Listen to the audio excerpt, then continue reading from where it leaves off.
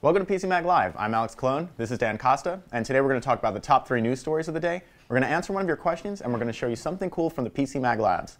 So let's start with the first news story of the day, which is kind of interesting, kind of disturbing, depending on your viewpoint. And that is Facebook is performing experiments on many of its users. The company has decided to play with the emotions of 700,000 users. What's that all about, Dan? Yeah, it's really pretty extraordinary. They wanted to find out something pretty basic, like if people had more negative comments in their feeds, would they then make more negative comments? If they had more positive comments in their feed, would they make more positive comments? So they used their algorithm to adjust what users saw and then monitored their responses and found out indeed that the more people see negative comments, the more negative that they are. The thing is, they didn't tell users that they were doing this. There was no opting into this experiment. They literally just changed the mood of 700,000 of their users without permission. Now, if you change people's mood for the better, I think that nobody's going to object to that, but they literally depressed their users for science. Yeah, I mean, I think it's just so strange. I don't know if I had noticed anything different in my feed over the weekend, but I can see that actually, happening. When you're reading certain things, you really do kind of get into a certain mindset. Yeah, I mean, it also shows the power of Facebook and the power of social media, and that the content sources that we pick can have a big influence over our moods. And we have to make good choices, and evidently if we don't make good choices, Facebook will make those choices for us. Right, so make sure you're watching all happy cat things all the time, and leave us positive comments in the section below. Okay, so our second story. This is a warning for Amazon Fire TV users. Your set-top box might be maxing out your data cap. Yeah, it's a great feature. It's called Advanced Streaming and Prediction. It basically caches video before you actually ask for it, so you don't have to wait for that 10-second buffering period to start. It also works with your web browsing and predicts what web pages you're going to go to. The thing is, all that prediction and all that caching can consume a lot of data. We've seen reports online of people using as many as 80 gigs of data per day with the Amazon Fire TV, and they're maxing out their data plan. So it's not something that Amazon's been really open about, how much data these things use. It's just starting to happen now as people get their monthly bills now that the Fire's been out for a while. So if you are a Fire user, this is definitely something you want to keep in mind. On the plus side, though, if you do have an unlimited data plan, the Fire TV is very fast, and now we know why. It's a great experience. I mean, this is the thing. Everybody was wondering how they could get how it could be this fast. Yeah. The very interface gets speeded up, but it does have that data charge, and you may get a bill from your cable company saying you've exceeded your charges. When you do that, look at your PCs, but also look at your Amazon Fire TV. Yeah, and so our third news story. This one's fun. Preschoolers, it's been found that preschoolers are better at figuring out tech than college students. Yeah. So it's a great study. I mean, we know that kids are great at figuring out technology. You put an iPad in the hands of any toddler, and it's amazing how quickly they get the interface. And now it's been backed up by science. So 4- and 5-year-olds just have brains that are a little bit better at figuring out the causal relationship between icons and devices. And we're able to turn on this music box by creating this, putting blocks on it.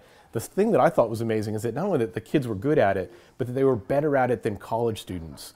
That somehow in that adults lost that ability to make those connections quite as quickly. Right. Yeah, I mean, I've noticed, I got my first computer when I was around like 9 or 10, and I definitely knew a lot more about how to use it than my parents did, very quickly. But now there are certain things like certain apps. I still haven't really downloaded and/or mastered the use of Snapchat, and I know that there are tons of kids out there who are using it all the time. Yeah, it just comes down to this lack of assumptions. You're not drawn into a mouse and keyboard interface. You don't have any assumptions. You just literally look for the relationships, and the brain just makes those connections faster when you're very, very young. Right.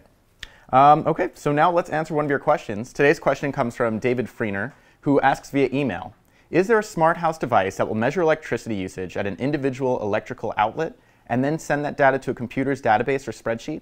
Is there an app for that? So we were talking about it, and there are 2 things that we were thinking about.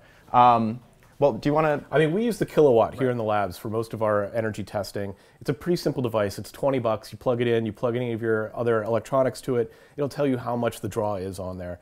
And it'll average it out and gives you a lot of information, but it's all real time. And if you want to get the data off of that, you pretty much have to take notes on it. Right. So it's pretty simple. So a more automated way to do that is with the Belkin Wemo Insight Switch. It's a lot more expensive. It's $60 per, but it's the same sort of idea. You plug your device into the switch, and then you plug it into the wall. And that connects to your Wi-Fi network. So it's monitoring the power you use. It will correlate that with where you live and tell you how much you're spending on electricity. It also does a lot of other cool things. You can use your phone to turn it on or off. You can set a schedule. You can make an if this then that recipe. So you do get a lot more with it, and it also does monitor all of your electricity usage. Given the sophistication that he's looking to do, I think the Belkin, the Insight switch is really the way you want to go. Right, and I mean, if you're just doing one thing in your house, it's a pretty good solution. Okay, now we're going to show you one cool thing from the PCMag Labs, and today's cool thing is on my wrist. This is the Samsung Gear Live. This is straight from Google I/O last week. This is one of the first smartwatches that's running Android Wear, which is Google's latest wearable OS. And so far, I've been wearing the Gear Live over the weekend. One problem that I noticed over the weekend, not a lot of battery life. Yeah. I was going to say, the battery life is going to be the killer for all these devices. Yeah, and unfortunately this one, it seems like it's only getting about a day. Oh. So that is an issue. But other than that, what you can do, if you like Google Now, this works with Google Now perfectly. I could just tap the screen, and I could say, OK, Google, set an alarm for 10:30 a.m. And it does it. That's awesome. Yeah, it's really fast. You get phone notifications all the time, which you don't even notice until it's on your wrist how many notifications you're getting. Yeah. The thing is, I haven't been able to test out the apps because the apps aren't available yet. Those are coming July 7th. And this also, you could pre-order it now, but it won't start shipping until July 7th.